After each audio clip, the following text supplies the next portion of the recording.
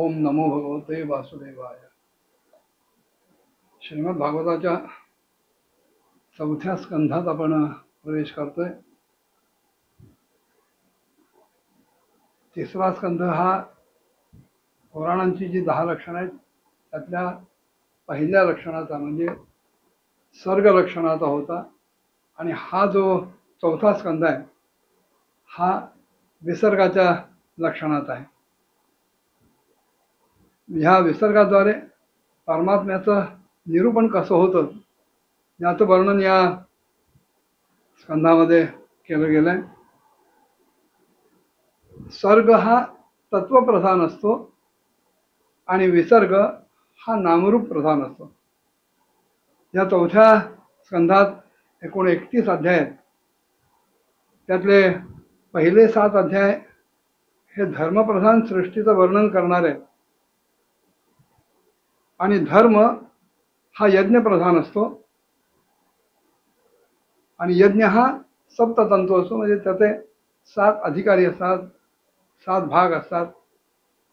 सात्विक, राजस, तामस, त्याचप्रमाणे अधिभौतिक, अधिदैविक आणि आध्यात्मिक अशा सगळ्या प्रकारच्या सृष्टीचं वर्णन ह्या पहिल्या 7 अध्यायात येतं.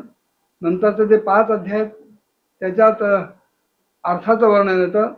5 इंद्रिय आणि 5 अर्थ विषय त्यांचे. त्याच्यामध्ये ध्रुवचरित्र येतं, ते अर्थप्रधान आहे. त्याच्या पुढचे 11 अध्याय जे आहेत ते कामप्रधान आहेत. त्याच्यात 5 ज्ञानेंद्रिय आणि 5 कर्मेंद्रिय, मन आणि कामसेवनाची साधनं असा विषय येतो. आणि त्या दृष्टीने पृथूचं आणि वेदाचं चरित्र हे कामप्रधान असून ह्या अध्यायांमध्ये येतं. नंतरचे जे 11 अध्याय आहेत ते कामप्रधान आहेत. 8 अध्याय जे आहेत ते मोक्षवर्णनाचे येतात. त्याच्यातले 4 अध्याय सगुण मोक्षवर्णनाचे आहेत आणि पुढचे 4 अध्याय हे निर्गुण मोक्षवर्णनाचे आहेत. सगुण मोक्षाच्या वर्णनाच्या दरम्यान प्राचेतसोपाख्यान येतं आणि निर्गुण मोक्षाच्या दरम्यान म्हणजे कैवल्याच्या बाबतीत प्राचीन, बर्ही, पुरंजनी यांची उपाख्याने येतात. काल, स्थान आणि वक्ता यांच्या प्राधान्यानं भागवत समजून न घेता विषय प्राधान्यानं जर भागवत समजून घेतलं तर ते अधिक चांगलं असतं. सर्गाचा विचार करताना आपल्या असं लक्षात येतं की परमात्माच ह्या सर्गाचं अधिष्ठान आहे, तोच त्याचा आधार आहे, तोच त्याचा प्रकाशक आहे. सर्गामध्ये प्रियतेच्या रूपात अनुस्यूत तो असतो आणि सर्ग जरी संपला, नाहीसा झाला तरी परमात्मा असतोच असतो. आणि हा जो विसर्गाचं निरूपण करणारा स्कंध आहे त्याच्यामध्ये विसर्गाद्वारे परमात्म्याचंच निरूपण केलेलं आहे. संपूर्ण भागवत हे केवळ एका परमात्म्याचं, परब्रह्माचं निरूपण करणारं आहे. विसर्ग हा आधी सांगितल्याप्रमाणे नामरूप प्रधान असतो. सर्गाचं वैविध्य रूप आपल्याला त्यामध्ये दिसतं आणि विसर्गामध्ये मनुष्याच्या मनासह किंवा सर्व जीवांच्या मनामध्ये असणाऱ्या ज्या विविध वासना आहेत त्याच्यातून जी सृष्टीची विविधता अनुभवाला येते त्याचं वर्णन केलेलं आहे. मैत्रेय विदुरांना सांगतायत की अहो, स्वयंभुव मनूच्या महाराणी शत्रुपा यांच्या पोटी प्रियव्रत आणि उत्तानपाद अशा 2 पुत्रांसह 3 कन्या सुद्धा जन्माला आल्या. त्यांची नावं आहेत आकुती, देवहूती आणि प्रसूती. नियम असा आहे की जोपर्यंत वरचे भाऊ विवाहाचे राहिलेले आहेत तोपर्यंत बहिणीचं म्हणजे मुलींचं लग्न करता येत नाही. पण तरी सुद्धा आकुतीचं लग्न या स्वयंभू मनू आणि महाराणी शतरूपानी अर्थात त्यातही आपल्या पत्नीची अनुमती घेऊन रुची प्रजापतींच्या बरोबर लावून दिलं आणि त्यामध्ये एक अट घातली, पुत्रिका धर्मानं तो विवाह लावून दिला.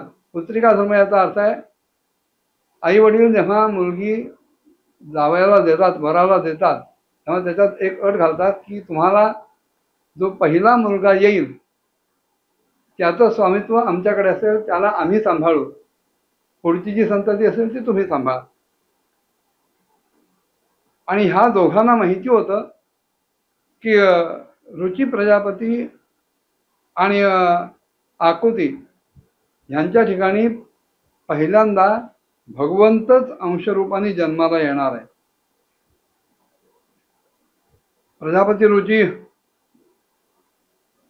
भगवंताचं अनन्य चित्तानं सतत स्मरण करत होते, चिंतन करत होते आणि त्यामुळे ब्रह्मतेजानं अतिशय संपन्न होते.